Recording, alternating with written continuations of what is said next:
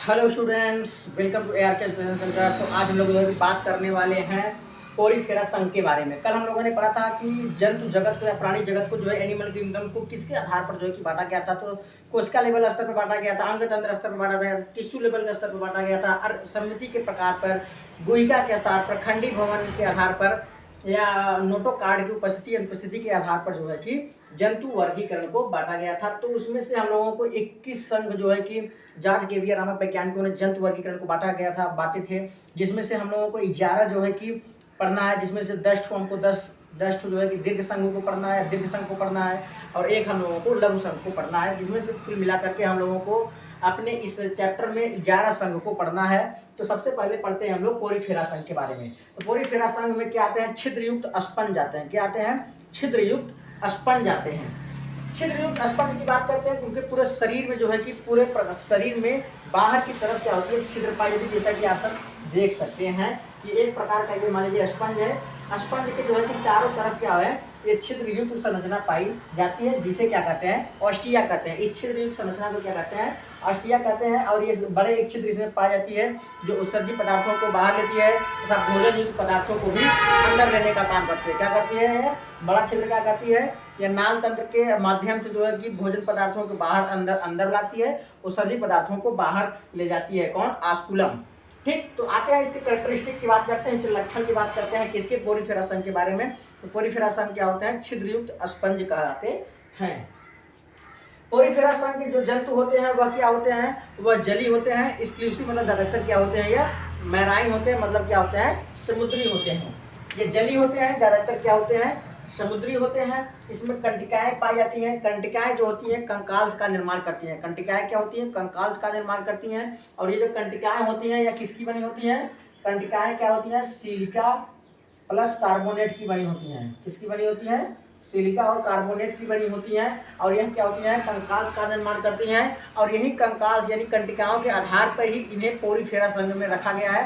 यानी यही इनका मेन आधार है। इन्हें छिद्रयुक्त स्पंज में रखा गया है, या इन्हें छिद्रयुक्त मतलब इन्हें पोरीफेरा संघ में रखने का जो आधार था या अलग जो डिवाइड करता है, अलग संघ बनाने में जो मजबूर करता है, वह इनका कंटिकाएं हैं जो कि सिलिका और कार्बोनेट के बने होते हैं, जो कि कंकाल्स का निर्माण करती हैं। और यह क्या होती हैं?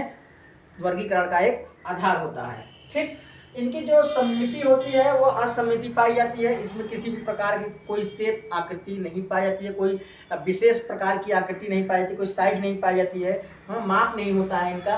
तो इसलिए इनकी आकृति क्या होती है? असमिति प्रकार की शरीर इनकी पाई जाती है। ठीक, इनमें क्या होती है? कोशिका लेवल स्तर की या कोशिका स्तर की शारीरिक संगठन पाई जाती है। मैंने आपको कल बताया था कि शारीरिक स्तर के संगठन में कौन सी संघ रखे जाते हैं। तो पोरीफेरा के संघ जो है कि शारीरिक कोशिका लेवल के जो स्तर पर जो है कि शारीरिक संगठन इनका पाया जाता है।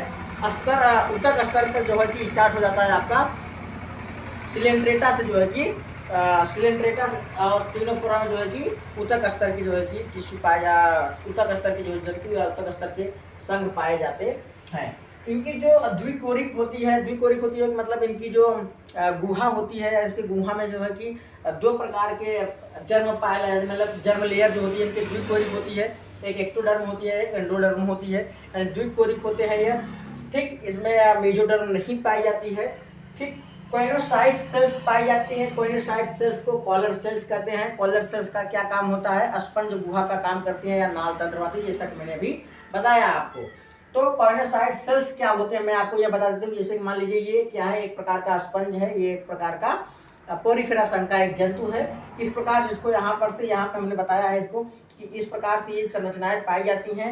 ये होती है आपका नाल तंत्र या स्पंज गुहा होती है। यह यहाँ से भोजन आपका आता है, फिर उसके बाद यहाँ से होते हुए आंतरिक जो है कि पाचन होते हुए फिर उसके बाद यह ऑस्कुलम से क्या होता है? उत्सर्जी पदार्थों को बाहर निकल जाता है। ठीक, तो भोजन इस प्रकार से अंदर आता है नाल तंत्र के माध्यम से, और उसके बाद ऑस्कुलम के माध्यम से क्या होता है? उत्सर्जी पदार्थ के रूप में बाहर निकल जाता है। तो बाहरी स्तर जो होती है, इस नाल तंत्र का जो बाहरी स्तर होती है उसे पिनाकोडर्म कहते हैं। ठीक, इस जो तंत्र का जो बाहरी स्तर होती है उसको पिनाकोडर्म कहते हैं, और जो आंतरिक स्तर होती है उसमें क्या होती है? कोइनोडर्म होती है। ठीक, कोइनोडर्म के अंदर क्या होती है? कॉर्नोसाइट सेल्स पाई जाती हैं, और यही कॉर्नोसाइट सेल्स क्या होती है? कॉलर सेल्स का निर्माण करते हैं। फिर से ध्यान लीजिएगा, ये यहाँ पर फिगर दिया गया है स्पंज का।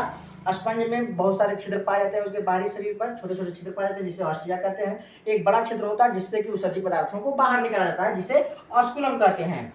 अब इसी जो है कि छिद्र के अंदर क्या होते हैं, स्पंज गुहा बनती है। जैसे कि देख लीजिए जो छिद्र है, इस छिद्र के अंदर जो है कि नाल तंत्र बनी हुई है। ठीक, इसके अंदर क्या होती है, इसकी जो बाहरी वाली जो लेयर होती है, इस लेयर की स्पंज गुहा की जो बाहरी लेयर होती है उसको पिनाइकोडर्म कहते हैं।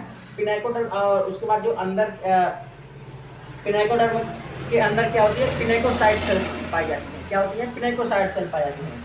आंतरिक स्तर पर कोनोडर्म पाई जाती है। कोनोडर्म के अंदर क्या होती है, कोनोसाइट सेल्स पाई जाती हैं। और कोनोसाइट सेल्स क्या होती हैं, कॉलर सेल्स का निर्माण करती हैं। ठीक, यहाँ तक बात समझ में आई। और यही कॉलर सेल्स क्या होती है, स्पंज गुहा या नाल तंत्र का निर्माण करती है। ये उभयलिंगी होते हैं तथा नर तथा मादा एक ही में होते हैं। नर प्लस मादा क्या होते हैं, एक ही में पाए जाते हैं। नर तथा मादा एक ही में होते हैं, उभयलिंगी पादप होते हैं। ये उभयलिंगी संघ वाले जंतु होते हैं। इसमें जो अलैंगिक जनन होता है, अलैंगिक जनन क्या होता है, विखंडन या टूटने के द्वारा होता है या मुकुलन के द्वारा भी इनमें जो है कि अलैंगिक जनन पाई जाती है। लैंगिक जनन इसमें क्या होता है, युग्मकों के द्वारा इनमें जो है कि नर तथा मादा युग्मक के द्वारा जो है इसमें लैंगिक जनन की क्षमता पाई जाती है। आंतरिक निषेचन होता है, अंदर ही अंदर इनमें निषेचन हो जाता है। ठीक, परिवर्धन इसमें प्रत्यक्ष होता है। परिवर्धन प्रत्यक्ष होता है, विकास होता है इनका जो प्रत्यक्ष होता है। ठीक, लार्वा से अवस्थ अवस्था में इनका जो विकास होता है।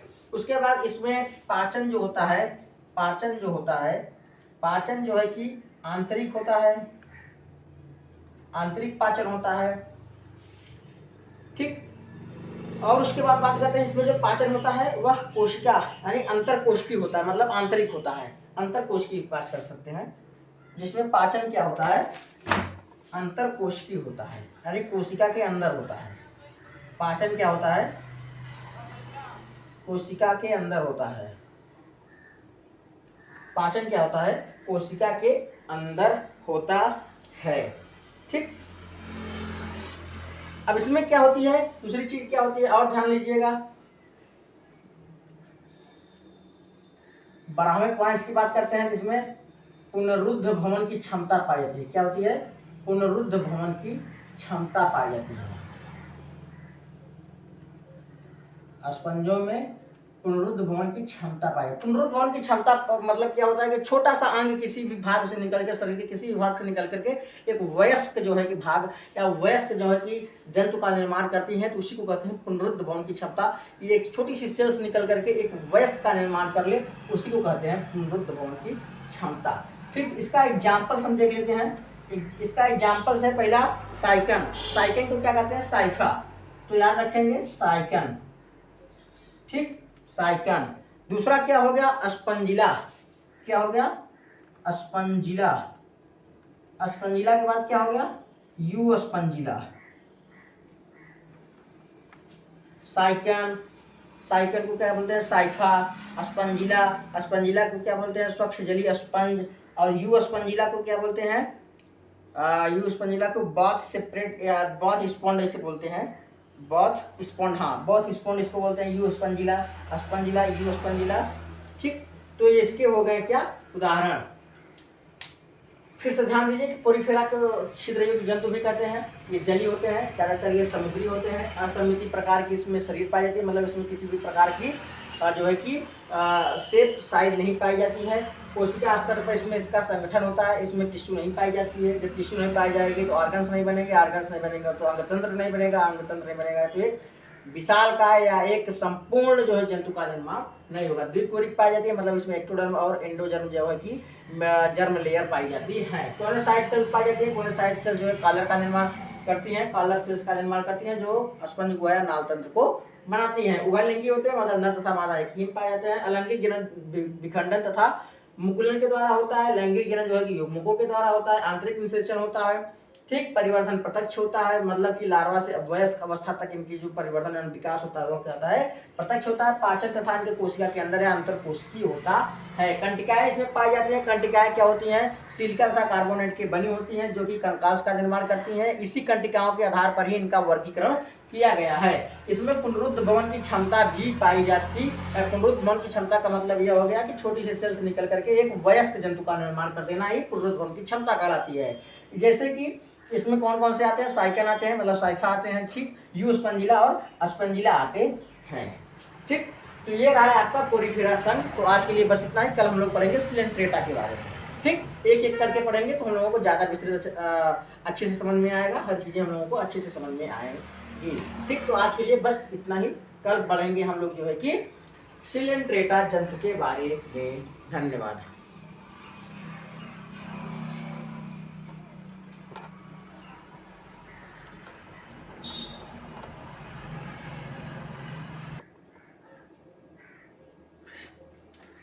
तो फिर से बात करते हैं संघ सिलेंट्रेटा के बारे में। आज जो है कि बात करते हैं किसके बारे में, संघ सिलेंट्रेटा के बारे में। इसके पहले हम लोगों ने क्या पढ़ा था, संघ पोरीफेरा के बारे में। संघ सिलेंट्रेटा को क्या बोलते हैं, निडेरिया भी बोला जाता है। क्या बोला जाता है, नाइडेरिया भी बोला जाता है या निडेरिया भी बोला जाता है।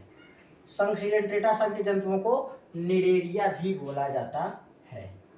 यह क्या होता है, अरिसमिति प्रकार के जंतु होते हैं। क्या होते हैं, अरिसमिति के प्रकार के जंतु होते हैं। मतलब कि इसमें क्या होता है कि किसी भी रेखा द्वारा, किसी भी एंगल से या किसी भी अक्ष से या किसी भी अक्ष द्वारा शरीर को दो भागों में जो है कि बांट देना ही अरिसमिति प्रकार की आकृति या शेप या साइज वाली शरीर कही जाती है। अरिसमिति का मतलब यह हो गया कि किसी भी अक्ष से किसी जीव को काटने पर उसके दो भाग प्राप्त होते हैं, तो वह क्या होता है, अरिसमिति होता है। तो अरिसमिति वाले जीव कौन कौन से होते हैं, सिलेंट्रेटा होते हैं, टिनोफोरा होते हैं, और कौन से होते हैं, एक और क्या था, इकाइनोडर्मेटा था, ठीक।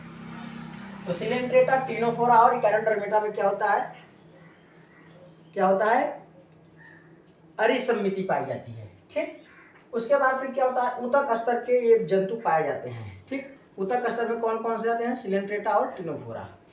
उसके बाद पता है कि इसमें सिलेंट्रान गुहा पाई जाती है। सिलेंट्रान गुहा को ही जठर गुहा कहा जाती है। और जठर गुहा में क्या होती है, पाचन होता है, किसका, भोजन का पाचन होती है। जो जठर गुहा होती है क्या होती है, देह भित्ति से घिरी होती है, ठीक। सिलेंट्रान गुहा को पाचन गुहा कहा जाता है, जो भोजन का पाचन करती है। और यह क्या होता है, मुख के द्वारा खुलता है। इसमें मतलब कि मुख पाई जाती है, मुख के द्वारा ही यह खुलता है। और यह देह भित्ति के द्वारा क्या होता है, घिरा होता है। दंश सेल्स पाई जाती हैं। दंश सेल्स को इंग्लिश में जो है नाइडोब्लास्ट सेल्स कहा जाता है, जो कि स्पर्शक तथा दंश कोशिकाएं तथा स्पर्शक भी पाई जाती हैं, जो शरीर को चिपकने, शिकार को पकड़ने, आत्मरक्षा करने के लिए भी सहायता करती हैं। क्या होती है, इसमें दंश कोशिकाएं पाई जाती हैं जो नाइडोब्लास्ट कहलाती है अंग्रेजी में, तथा स्पर्शक भी पाए जाते हैं। स्पर्शक का काम होता है शरीर को चिपकने में, किसी भी स्थान या स्पेक्ट्रम से जुड़ने के लिए, या फिर आत्मरक्षा करने के लिए, या शिकार को पकड़ने में सहायता प्रदान करती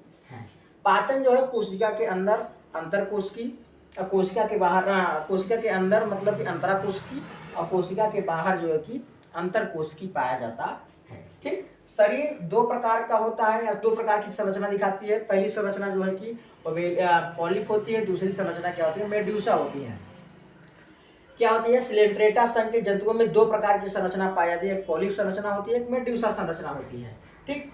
ओबेलिया एक ऐसा जंतु है जो सिलेंट्रेटा जंतु का, याद रखिएगा, ओबेलिया एक ऐसा जंतु है, सिलेंट्रेटा संघ के ऐसा जंतु है जिसमें दोनों प्रकार की संरचनाएं पाई जाती है, पॉलिप और मेड्यूसा। जब लैंगिक जनन होता है तब उसमें मेड्यूसा अवस्था आती है, और जब अलैंगिक जनन होता है तब उसमें क्या होती है, पॉलिप अवस्था पाई जाती है। ध्यान रखिएगा, ओबेलिया ऐसा जंतु है जिसमें दोनों प्रकार की संरचनाएं पाई जाती हैं। नहीं तो अन्य सभी प्रकार के सिलेंट्रेटा जनन के जंतुओं में पॉलिप और मेड्यूसा जो अवस्था होती है वो अलग अलग जंतुओं में अलग अलग होती है, लेकिन ओबेलिया में जो है कि दोनों संरचनाएं समान, दोनों संरचनाएं पाई जाती हैं। जैसे कि जब लैंगिक जनन होता है तब मेड्यूसा अवस्था पाई जाती है, जब अलैंगिक जनन होता है तब पॉलिप अवस्था पाई जाती है। जैसे फाइसेलिया, ओबेलिया, इसमें जंतु कौन कौन से आते हैं, जैसे फाइसेलिया आते हैं, ओबेलिया आते हैं, हाइड्रा आते हैं, ऑरेलिया को जो है कि जेलीफिश भी कहा जाता है, गोरगोनिया आते हैं, एडम्सिया आते हैं, मेट्रीडियम आते हैं, और पनेटियूला भी आते हैं। फिर से ध्यान लीजिएगा, Physalia, Obelia, Hydra, Aurelia, Gorgonia, Adamsia,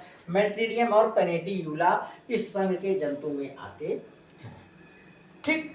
तो आज के लिए बस इतना ही। कल हम लोग पढ़ेंगे जिसके बारे में, टिनोफोरा के बारे में पढ़ेंगे, टिनोफोरा और प्लेटिहेल्मिन्थस के बारे में कल हम लोग पढ़ेंगे। आज के लिए बस इतना ही, धन्यवाद। लेकिन मैं जाने से पहले ये भी बता दूं कि चैनल पर नए हैं, चैनल को सब्सक्राइब करें, वीडियो को लाइक करें, साथ ही साथ कमेंट करना ना भूलें। धन्यवाद।